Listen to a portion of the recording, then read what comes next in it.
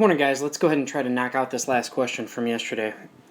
This is yet another consumer-produced surplus question with the tax incidence. I do believe that on the AP exam you're looking at a supply and demand question with a lot of elasticity and calculating things like this. No graphs will be drawn on the test, so it's very likely that they're going to ask you to interpret and calculate. And so that's why I picked these three questions from yesterday. So taking a look at this guy, the graph above illustrates the market for calculators. S denotes the current supply, D denotes the current demand. Letter A then says calculate the producer surplus before the tax. So if you recall, then what we have to know about this sort of thing is that producer surplus is this area here, and it represents the difference between what the producer was willing to accept and what they actually accepted for a good. And in a weird way to think of it is it's the bonus profit. You shouldn't think of it that way, but it sometimes helps.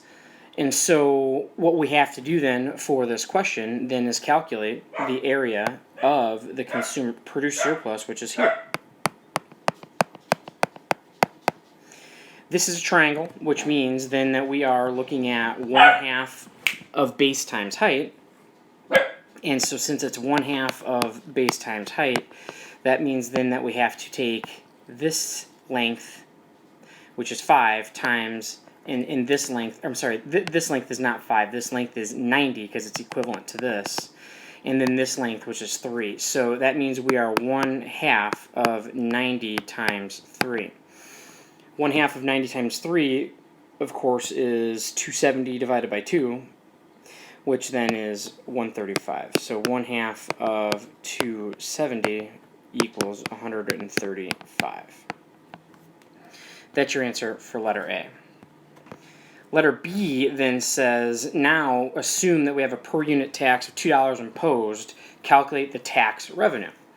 So in order to put a $2 tax on this good, then remember that what we have to look at is that a tax goes half up, half down. And in this case, then the tax goes up $1 and then it does this. This is how we draw and represent a tax. Sorry guys, those are my dogs going crazy right now. This area then is what we call the tax incidence. And so we'll go ahead and answer these questions and see what they are. I already forgot here. And so calculate the amount of tax revenue. So we just did that. And so that's half up, half down, and 60. So looking at this then, what they did is they gave us an image that looked like this. They went half up, there's the 6, and then we find this intersect here and over, there's that 4. This is the tax incidence. It's a $2 tax because 6 minus 4 equals 2. And that area equals the tax revenue, the tax incidence, or the tax wedge. This number here is 60, and then remember this is a rectangle, so it's simply length times width. So 2, which is the size of this length, and then 60, so 2 times 60 equals $120. That is your answer to letter B, 1. B2 says, what is the after-tax price that sellers now keep? Well, I mean, that's sort of easy. If you remember, we used to pay 5. That was equilibrium. Then we added a $2 tax, so now people are paying 6. Government keeps $2, so 6 minus the 2 equals that 4 right there. The after-tax price that sellers now keep is $4. Next, it says calculate the produced surplus after the tax. So let's take a quick look at the produced surplus after the tax. We have this number here, which was 2. Let me verify that. Yeah, so I'm looking at that number there. And so the produced surplus after the tax is only going to be this small area that's left right here. And that's a triangle again, so 1/2 of base times height. So we need this length, which is 60, this height, which is 2, so 2 times 60, but again, that's going to be half. So your answer is going to be 60. So your answer for produced surplus after the tax is $60.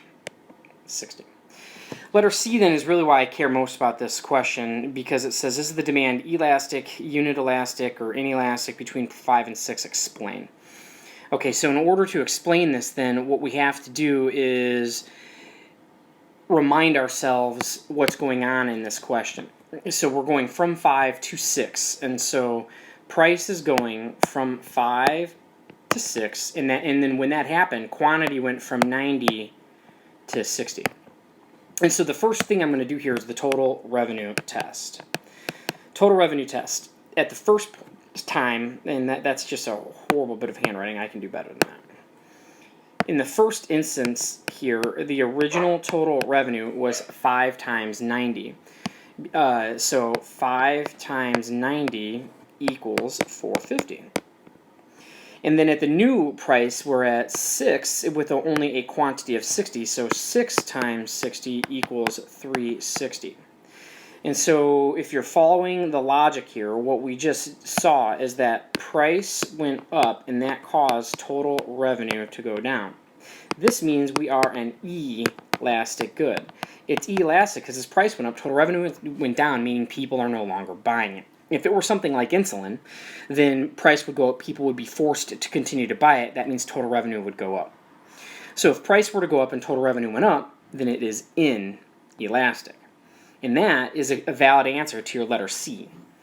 The other way that you could explain it is through the formula percentage change of quantity demanded divided by percentage change in price, which is a little bit annoying to do. So percentage change of quantity demanded divided by percentage change in price. The percentage change of quantity demanded, it went from 90 to 60. That's a change of 30 of the original 90. So that'd be a 33 on top.